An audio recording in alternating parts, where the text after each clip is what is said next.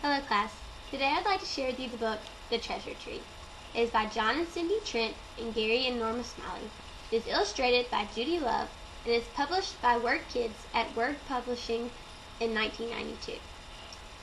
The Treasure Tree is a book my father used to read me before I went to sleep. It is a story about love and friendship. There are 4 friends, Lance the Lion, Honey the Golden Retriever, Chewy the Beaver, and Giggles the Otter. On their birthday, they receive a treasure map from the wise old owl. And so, as they get started, the map has riddles that they have to solve to get keys. And along with these riddles, they have to face obstacles.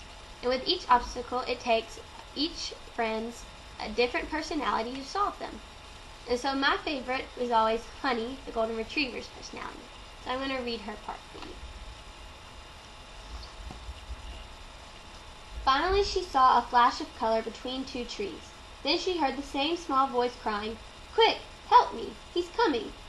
The voice came from a beautiful butterfly who was caught in a very large spider web, and the very large spider had just returned home for some lunch, and butterflies were his favorite meal. The spider was licking his lips at the thought of the butterfly feast, when flash!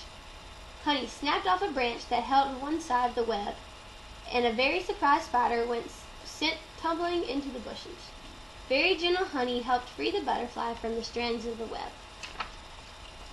"Thank you very much," said the beautiful butterfly. "You're welcome," said the Golden Retriever. "Would you come with me and tell my friends that I'm not hearing things?" And that is just what she did. After hearing the butterfly's story, the 3 friends all cheered Honey the Golden Retriever, and that's when Chewy the Beaver remembered that they'd come up to the peppermint balls in the first place. "The treasure key," said Chewy. "We've forgotten about the treasure key, and that we all need to listen with our heart." "But Honey didn't forget," said the butterfly in her sweet little voice. "I didn't?" asked the kind-hearted dog. She looked a little confused. "No, when I was hurting and needed a friend, you heard my cries and came to my rescue, and that's why I can take you to the treasure key."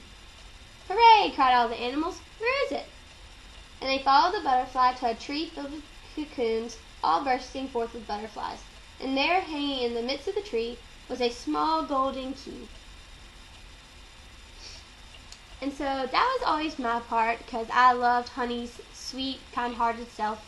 And many obstacles like this happen along the way for each friend, and they solve them together. So come the end of the story, they find that they all have to work together. So do you think they reached the treasure tree? Well, you have to read and find out. But I will show you that the tree is filled with chocolate-covered hearts.